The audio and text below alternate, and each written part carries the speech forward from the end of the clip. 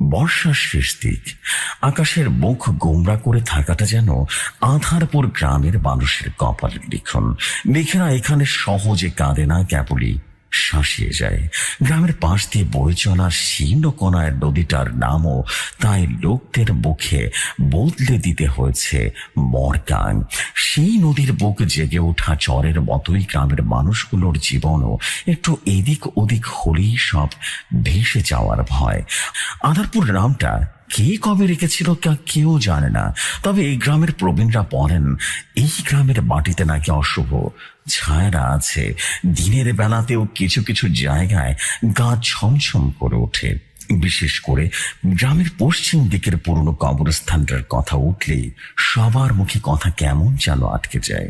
করিম শেখ ক্ষেতের আল ধরে বাড়িটার দিকে হাঁটছিল। পায়ের নিচে ভেজা মাটির নরম অনুভূতি, নাকে ধানের শীষের গন্ধ, এগুলো তার আঁচল মেরেছে না। তবু আজ সবকিছু কেমন যেন অচেনা ঠেকছে। বিকেলের আলো ফুরিয়ে আসছে, কিন্তু আজকের অন্ধকারের রংটা একটু বেশি কান।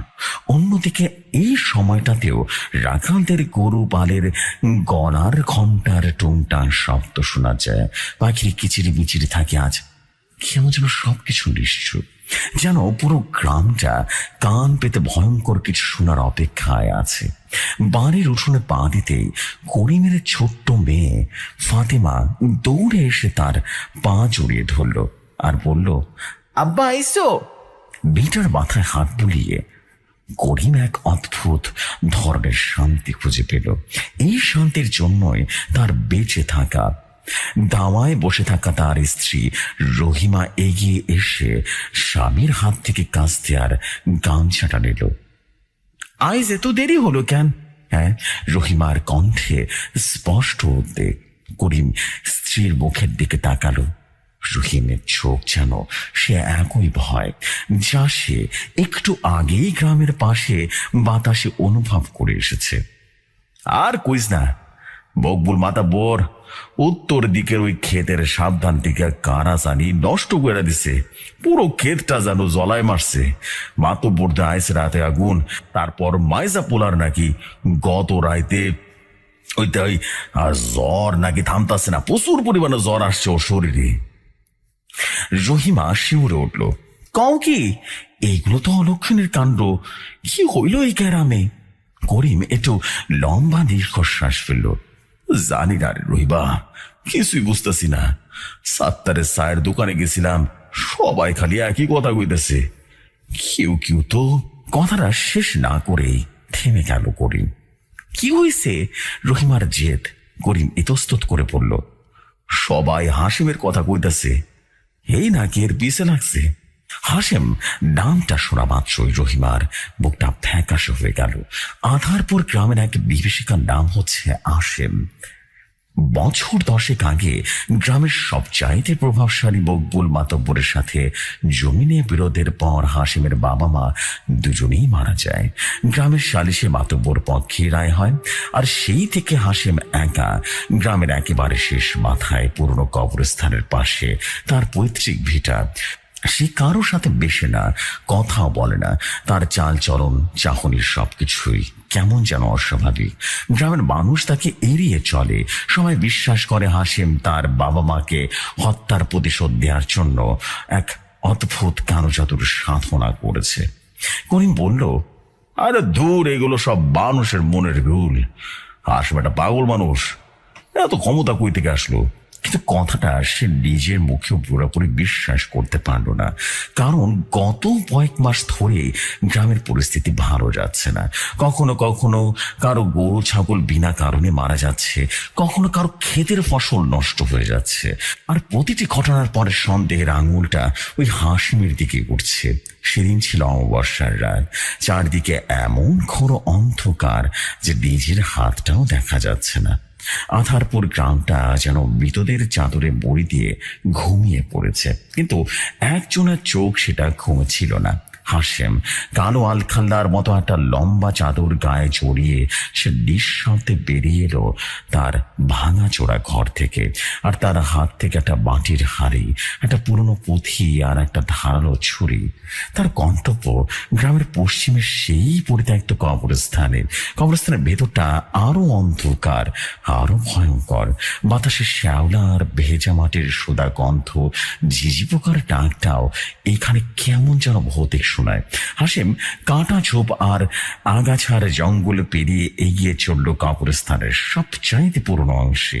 এখানে এমন কিছু কবর আছে যেগুলো গ্রামের সবচাইতে বয়স্ক লোকটিও বলতে পারে না কার। এমনই এক পুরনো প্রায় মাটির সাথে মিশে যাওয়া কবরের সামনে এসে দাঁড়ালো হাসেম। এটা জহিরউদ্দিন ফকিরের কবর। প্রায় 100 বছর আগে জহিরউদ্দিন ফকির ছিলেন এই অঞ্চলের সবচাইতে বড় কালো জাদুকর। তার তন্ত্র সাধনার ভয়ে বাঘে বহিসে এক ঘাটে জল খেত। শোনা যায় তিনি নাকি মৃত মানুষের সাথে কথা বলতে পারতেন, মানুষের ভাগ্য নিয়ন্ত্রণ করতে পারতেন। তার মৃত্যুর পর গ্রামের মানুষ ভয় তার কবরটা গ্রামের কবরস্থান থেকে আলাদা করে কোনো এক কোনায় দিয়েছিলেন। হাসেম হাড়িটা কবরের পাশে নামিয়ে রাখলো। তারপর পুঁথিটা খুলে অস্পষ্ট আলোতে পড়তে শুরু করলো। তার মুখ থেকে বেরিয়ে আসতে লাগলো অদ্ভুত সব মন্ত্র, যা মানুষের ভাষা বলে মনে হয় না। সে শব্দগুলো রাতের নিস্তব্ধতাকে চিরে দিচ্ছিল। তার উচ্চারণের সাথে চারপাশের বাতাসটা ভারী হতে লাগলো। ঝিঝিরিটা থেমে গেছে, কিন্তু শুধুমাত্র হাসিমের কণ্ঠ আর বাতাসের শশ শব্দ শোনা যাচ্ছে। হঠাৎ সে ছুরিটা হাতে তুলে নিল এবং নিজের বাম হাতে তালুটা চিরে ফেলল। ফিনকে দিয়ে রক্ত বেরিয়ে এলো। সেই রক্ত কয়েক ফোঁটা মাটির হাঁড়িতে ফেলল, বাকিটা ছড়িয়ে দিল কবরের উপরে। রক্ত মাটিতে পড়ার সাথে সাথে মনে হলো যেন মাটিটা শুষে নিল। হাসেম তারাস্বর মঞ্চ পড়া চালিয়ে যেতে লাগলো। তার চোখে দুটো রীতিমতো অন্ধকারের জঞ্জল করছে, তার শরীর কাঁপছে, কিন্তু কণ্ঠে কোনো জড়তা নেই। সে যেন সমস্ত ঘৃণা, সমস্ত প্রতিশোধ স্পৃহা ছেড়ে দিচ্ছে এই আহ্বানে। প্রায় 1 ঘন্টা পর ঘটনাটা ঘটল। যে কবরের উপরে হাসিম রক্ত ছিটিয়েছিল তার উপরের মাটি কাঁপতে শুরু করলো।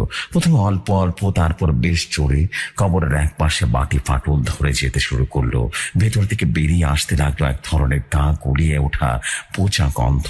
ফাটলটা ধীরে ধীরে বড় হতে লাগলো এবং সেই ফাটলের ভেতর থেকে প্রথমে বেরিয়ে এলো কয়েকটা শুকনো কালো আঙ্গুল, তারপর একটা পুরো হাত। হাসিমের মঞ্চপনা থেমে গেল। সে এক দৃষ্টিতে তাকিয়ে আছে সেই হাতের দিকে। তার চোখে ভয় নয়, বরং এক ধরনের পাশবিক আনন্দ। হাতটা কবরের কিনারায় ভর দিয়ে ধীরে ধীরে শরীরে উঠে আসতে লাগলো। শরীরটা মানুষেরই, কিন্তু কেমন যেন শুকিয়ে যাওয়া, এবং চামড়াগুলো হাড়ের সাথে লেগে আছে, এবং পরনের কাপড়গুলো যেন পুরনো আমলের অনেক জায়গায় জায়গায় ছিঁড়ে গেছে। লোকটার মাথায় লম্বা চটা চুল, বুক ভর্তি দাড়ি, কিন্তু সবচাইতে ভয়ঙ্কর তার চোখ দুটো। সেই চোখ দুটোর কোনো মনি নেই, কেবল চোখ দুটো সাদা গর্তে ভাঙা, কিন্তু সেই গর্তের গভীরে যেন 1000 বছরের অন্ধকার জমে আছে। দেহটা কবর থেকে পুরোপুরি বেরিয়ে এসে হাসিমের সামনে দাঁড়ালো। কোনো কথা বলল না, কেবলই স্থির দৃষ্টিতে তাকিয়ে রইল। তার কোনো নিঃশ্বাসের শব্দ নেই, কোনো প্রাণের চিহ্ন নেই, কেবলই এক মৃতদেহ যা হাসিমের ডাকে সাড়া দিয়ে উঠে এসেছে। হাসিম হাঁটু গেড়ে বসে পড়ল। তার গলা শুকিয়ে গেছে। সে কাঁপা কাঁপা গলায় বলল, জহির ফকির, আমি হাসেম। আমি আপনাকে ফিরিয়ে এনেছি। আমি আপনাকে মৃত্যুর পরেও ফিরিয়ে এনেছি। মৃতদেহটা নড়ল না, কেবল তার মাথাটা সামান্য কাত হয়ে গেল। হাসেম বলতে লাগলো, ওরা আমার সব কেড়ে নিছে, সব কেড়ে নিছে। আমার বাবা মাকে মেরে ফেলছে, আমার সবই কেড়ে নিছে। ওই গ্রামের মানুষ সেদিন দাঁড়ায় দাঁড়ায় তামাশা দেখছে, কেউ প্রতিবাদ করেনি। আমি প্রতিশোধ চাই ফকির, আমি প্রতিশোধ চাই। এই গ্রামটারে ধ্বংস করতে চাই। প্রত্যেকটা মানুষ যেন তিলে তিলে কষ্ট পায়া মরে যায়। আমি চাই মকবুল মাতব্বর যেন তার চোখের সামনে বংশের প্রত্যেকটা প্রদীপ নিভে যেতে দেখে। হাসিমের কথা শেষ হলে জহির ফকির প্রথমবার মুখ খুলল। তার কণ্ঠস্বর ছিল শুকনো পাতার উপর দিয়ে সাপ ফিরে যাওয়ার মতো খসখসে, খুব শীতল এবং খুবই ভয়ঙ্কর। প্রতিশোধের আগুন ভালো হাসে, কিন্তু সেই আগুন জ্বালিয়ে রাখতে জ্বালানির দরকার হয়। হাসি মরিয়া হয়ে বলল, আমি সব দিতে রাজি আছি, আপনি যা চাইবেন তাই দিব। জহির ফকির নামক সেই কালো জাদুকর বা মৃত্যুর পর ফিরে আসা সেই কালো জাদুকর সাদা চোখের কোঠর থেকে এক ঝলক অশুভ আলো খেলে গেল। সে তার শুকনো আঙুল ধরে হাসিমের দিকে ইশারা করে বলল, আমার শক্তি ফিরে পেতে রক্তের প্রয়োজন। কচি বাঁশের তাজা রক্ত প্রতি 7টি অন্তর অমাবস্যার পূর্ণিমার রাতে আমার জন্য শিশু রক্তের বলি রাখবে। কথাটা শুনেই হাসিমের বুকের ভেতরটা কেঁপে উঠল। শিশু রক্ত! সে এতটা ভাবেনি, কিন্তু পরক্ষণে মকবুল মাতব্বরের অহংকারী মুখ আর তার বাবা মায়ের অসহায় মৃত্যুর দৃশ্যটা চোখের সামনে ভেসে উঠতে সব দ্বিধা কেটে গেল। সে দাঁতে দাঁত চেপে বলল, আমি রাজি আছি, আমি দেব আপনাকে শিশুর বলি দেব, শুধু আপনি আমার কাজটা করে দেন, এই গ্রামকে শ্মশান বানায় দেন, শ্মশান। জহির ফকিরের মুখে কোনো ভাবান্তর হলো না। সে কেবলই যন্ত্রের মতো মাথা নাড়ল। সেই রাত থেকে আধারপুর গ্রামের উপরে নেমে এলো এক ভয়াবহ অভিশাপ, এক মানব সৃষ্ট অভিশাপ, যা মানুষের ঘৃণার আগুনের জন্ম নিয়ে এক অতৃপ্ত মৃতের হাতে পূর্ণতা পেতে চলেছিল। পরের দিন সকাল থেকে গ্রামের নতুন আতঙ্ক শুরু হলো।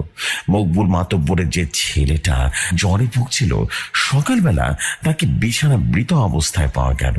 তার পুরো শরীর নীল হয়ে গেছে, চরিত্র কোঠর থেকে বেরিয়ে আসার উপক্রম, মুখে কেমন যেন ভয়ঙ্কর আতঙ্কের ছাপ, যা দেখি গ্রামের সবচাইতে সাহসী লোকটিও ভয় পেয়ে গেল। খবরটা দাবানলের মতো ছড়িয়ে পড়ল। গ্রামের মানুষ মকবুল মাতব্বরের বাড়িতে ভিড় জমালো। মাতব্বর তার ছেলের লাশের পাশে বসে রীতিমতো পাথর হয়ে গেল। তার দাপট, তার অহংকার সব যেন মুহূর্তে চূর্ণ বিচূর্ণ হয়ে গেছে। করিম খবরটা পেয়ে ছুটে গেল। লাশের অবস্থা দেখে তার গা গুলিয়ে এলো। এটা কোন স্বাভাবিক মৃত্যু নয়। গ্রামের ডাক্তার ডাকা হয়েছিল। তিনি অনেকক্ষণ পরীক্ষা নিরীক্ষা করে কেবল বললেন, তীব্র শকের কারণে হার্ট ফেল করছে মনে হচ্ছে, কিন্তু কি কারণে এত বেশি ভয় পেল তা তো বলতে পারবো না। সাত্তারের চায়ের দোকানে সেদিন মানুষের তিল ধারণের জায়গা ছিল না। সবার মুখে একই আলোচনা, একই ভয়। এক প্রবীণ ব্যক্তি কাশেম চাচা হুক্কায় টান দিয়ে ধোঁয়া ছাড়তে ছাড়তে বললেন, এইটা তো কোনো ভালো লক্ষণ নয়। গ্রামের উপরে অলক্ষীর নজর পড়ছে। আরেকটা লোক বললেন, অলক্ষী না চাচা, কোন শয়তানের নজর পড়ছে, আর ওই শয়তানটা ডাকছে ওই হাসেম। মাতব্বর পোলার দশা এই করছে, আমি জানি। করিম কিছুক্ষণ চুপ করে শুনছিল। তার মনটা কেমন সায় দিচ্ছিল, এর পিছনে হাসেমের হাত থাকতেই পারে। কাল বিকেলে সে শুনেছে মাতব্বরের ছেলে জ্বরে পড়েছে, আর আজ সে সকালে বিভৎস মৃত্যু। ব্যাপারটা কেমন যেন মিলে যাচ্ছে। সেদিন রাতে করিমের ঘুম এলো না। রহিমার একই অবস্থা। মেয়ে ফাতেমাকে বুকের মাঝে শক্ত করে জড়িয়ে ধরে আছে সে। করিমের বারবার মনে হচ্ছে ঘরের অন্ধকারে কে যেন হেঁটে বেড়াচ্ছে। কান পেতে শোনার চেষ্টা করলো, না, কোনো শব্দ নেই। হয়তো তার মনের ভুল। কিন্তু দিন যত গড়াতে লাগলো, গ্রামের পরিস্থিতি তার চেয়েও ভয়াবহ হতে লাগলো। মাতব্বরের বড় ছেলের আদরের খোরাটা আস্ত বলেই মরে পড়ে গেল। তার মেজাজের কোনো কারণ খুঁজে পাওয়া গেল না। এরপর মাতব্বরের স্ত্রীর শরীর খারাপ হতে শুরু করলো। তিনি সারাদিন বিড়বিড় করে কিসের জন্য বলতেন আর ভয়ে আঁতকে উঠতেন। বলেন রাতে নাকি তিনি ঘরের জানালায় দুটো সাদা চোখ দেখতে পেয়েছিলেন। গ্রামের অন্যান্য মানুষের উপরেও এর প্রভাব পড়তে শুরু করলো। কারো ক্ষেতের ফসল পচে যেতে লাগলো, কারো পুকুরের মাছ মরে ভেসে উঠতে লাগলো। একটা অদৃশ্য ভয়, একটা অজানা আতঙ্ক পুরো গ্রামটাকে গ্রাস করে ফেললো। সন্ধ্যার পর আর কেউ ঘর থেকে বের হয় না।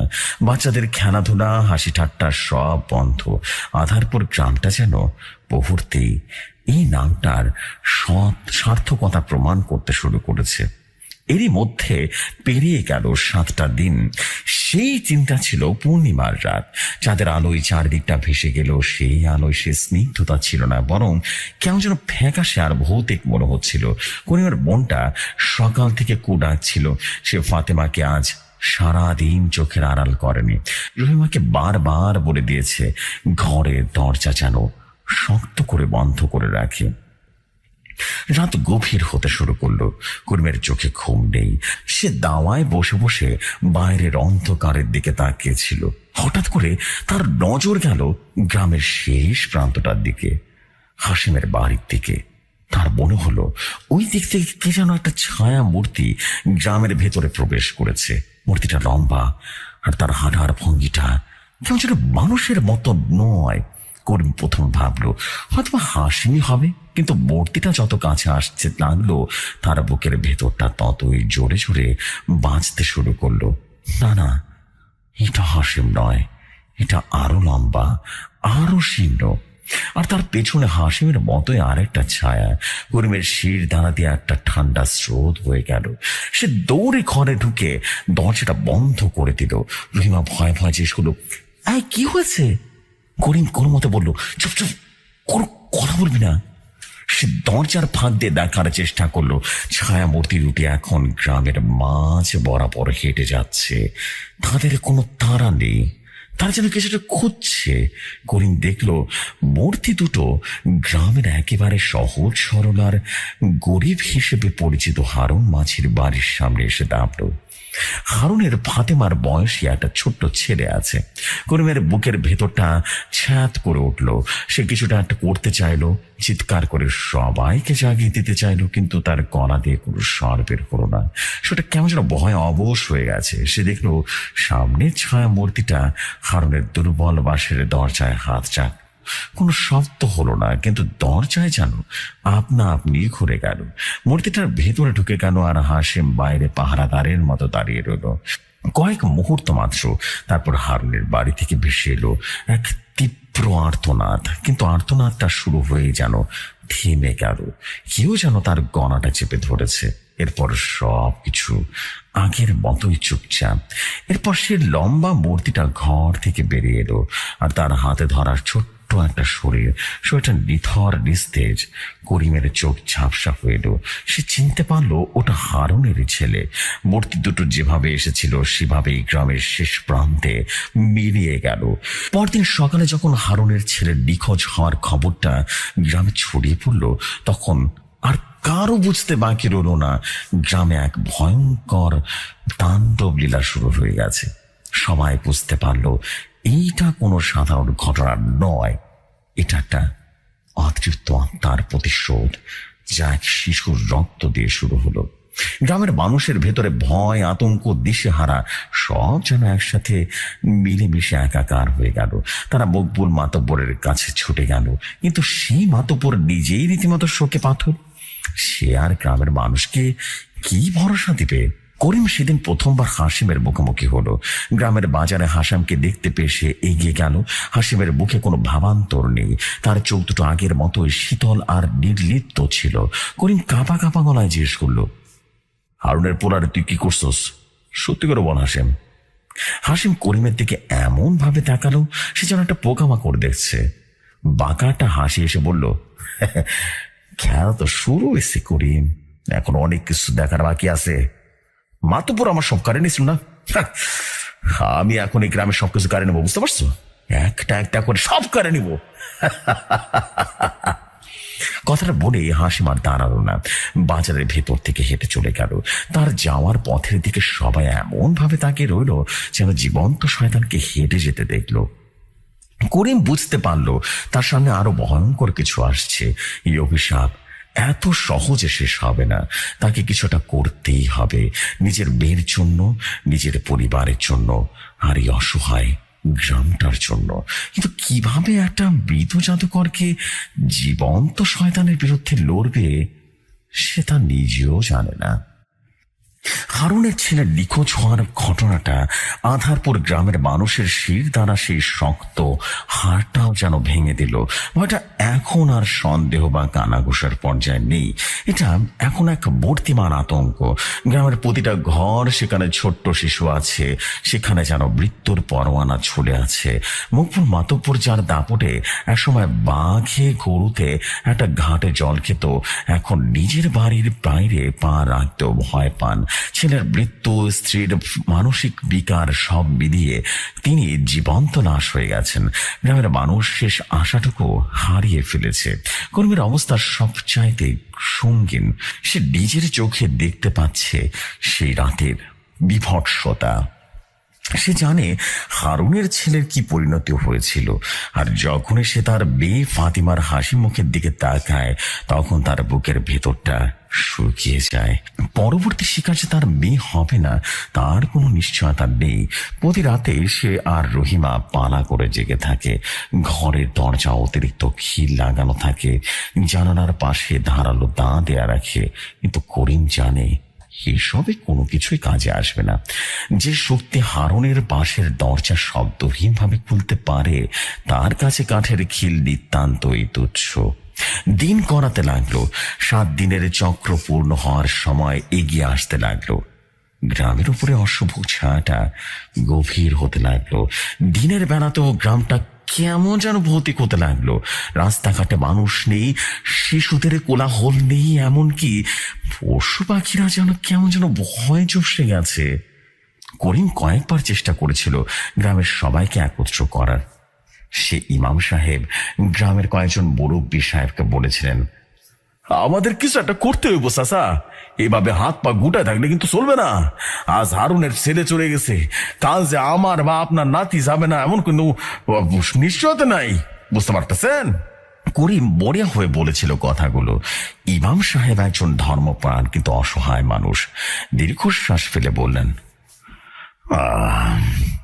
আল্লাহর কাছে দোয়া করা স্যার আর কোনো কিছু করার আছে বাবা, বলো তো? আমরা কোন শয়তানের সাথে লড়াই করতেছি, মানুষের সাধ্যের বাইরেই সব। একজন মুরব্বী বলেন, আর সেরকমকে যদি আমরা সবাই মিলে ধরে শেষ করে দিই? করিম মাথা নাড়ল, কোনো লাভ হবে না।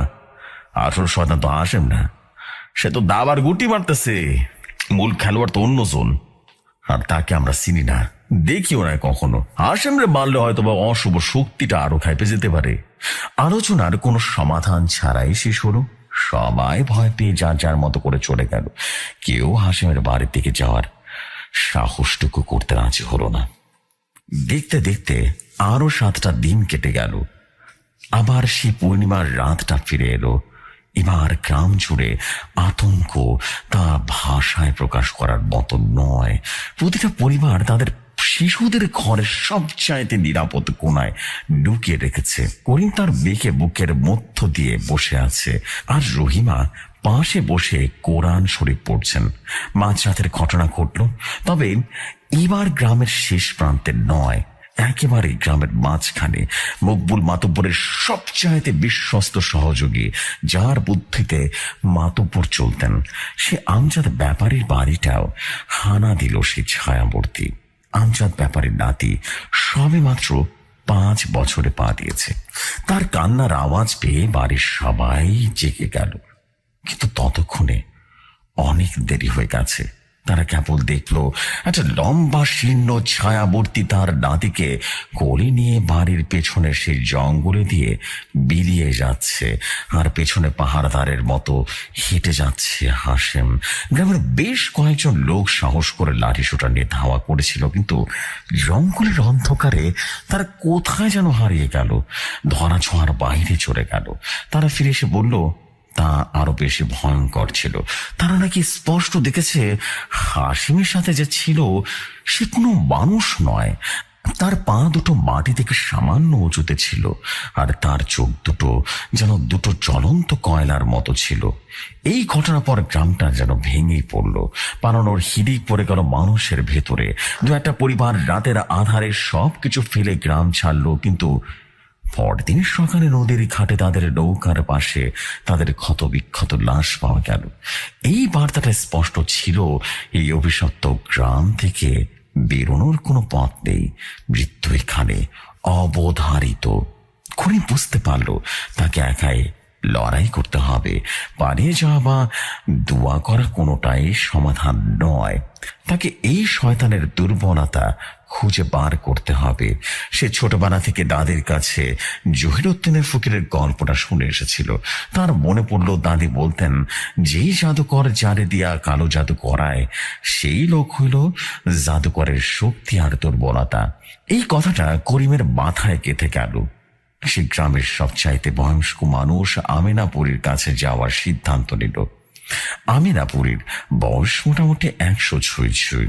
তিনি জহির ফকিরের আমলের লোক না হলেও তার বাবা মা তাকে অনেক কথা জানিয়েছেন এবং তিনি অনেক ইনফরমেশন জানেন। করিম এক বিকেলে লুকিয়ে লুকিয়ে আমিনার বুড়ির বাড়িতে চলে গেল এবং বুড়ির চোখে প্রায় দেখেন না, কানেও খুব একটা শোনেন বলে মনে হয় না। করিম তার কানের কাছে গিয়ে মুখ নিয়ে জহির ফকিরের কথা জিজ্ঞেস করলো। নামটা শোনা মাত্রই আমিনার বুড়ির ফ্যাকাশে মুখের রক্ত ফিরে এলো। তিনি কাঁপা কাঁপা কণ্ঠে বললেন, ওই সর্বনাশ আর মুখে আনিস না দাদু ভাই। কেরামের উপরে আবারও তার ছায়া পড়ছে। আমি টের পাইতেছি। করিম তাকে সমস্ত ঘটনা করে বলল, কিভাবে হাসিম তাকে ফিরে এনেছে, কিভাবে শিশুদের বলি নিচ্ছে। সব শুনে আমিনা বলে অনেকক্ষণ চুপ করে রইলেন। তারপর ফিসফিস করে বললেন, একখানা কথা আছে, সেটা কেউ জানে না।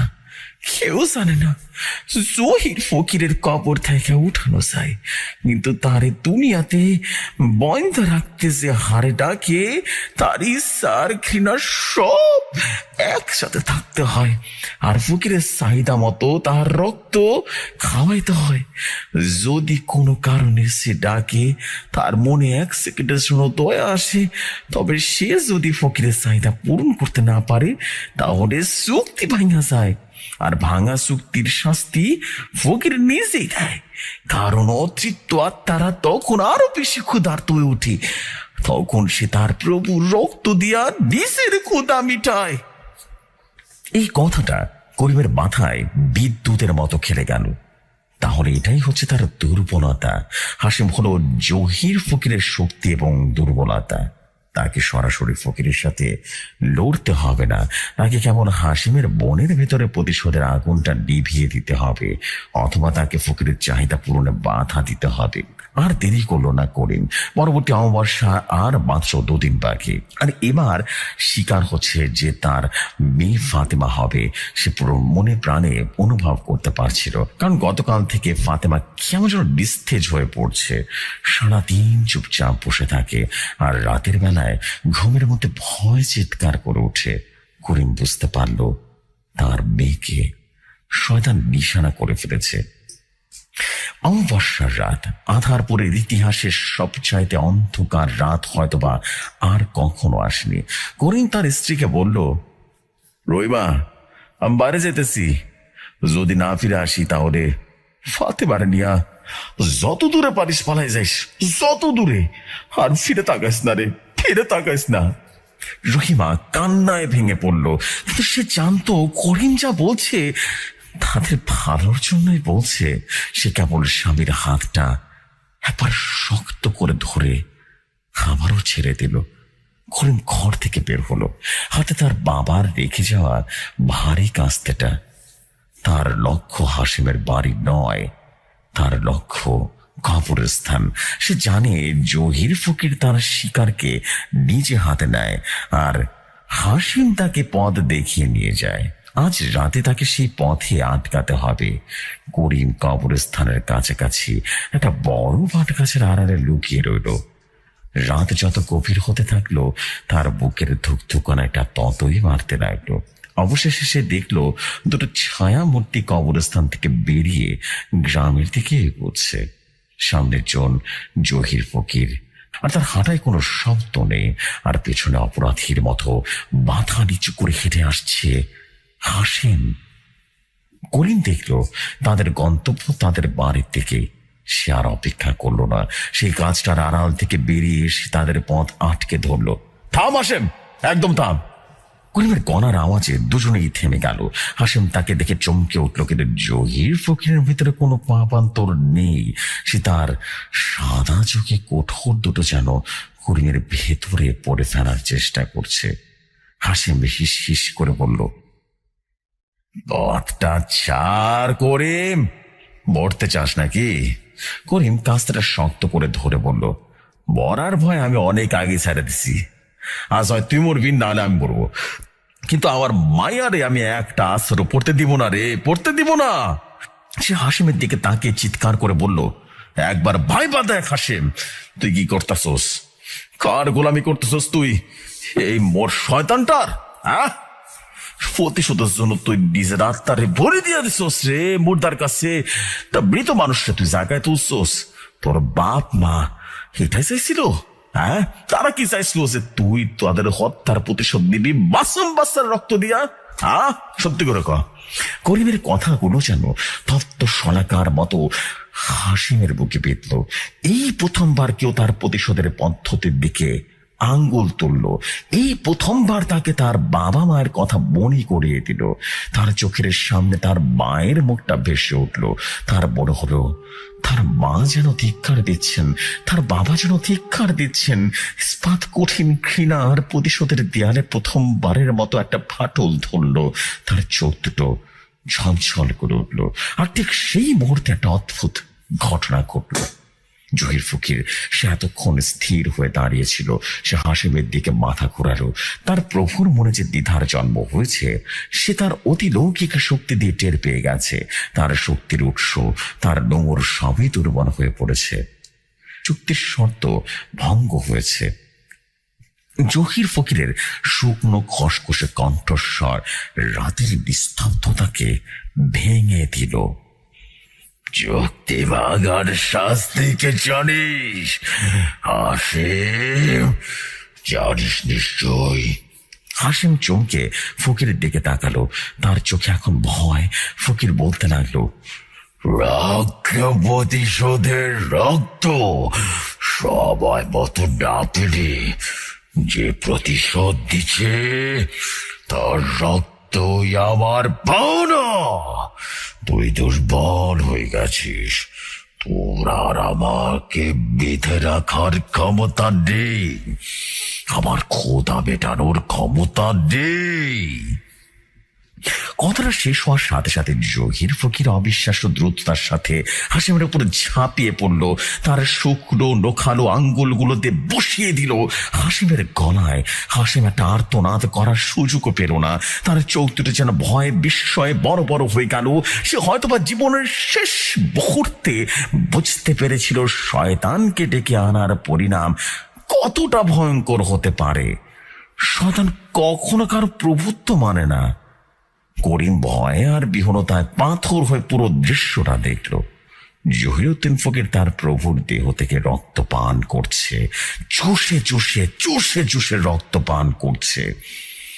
হাসিমের নিথর দেহটা মাটিতে লুটিয়ে পড়ার পর ফকির উঠে দাঁড়ালো, কিন্তু এবার তার শরীরটা কাঁপছে।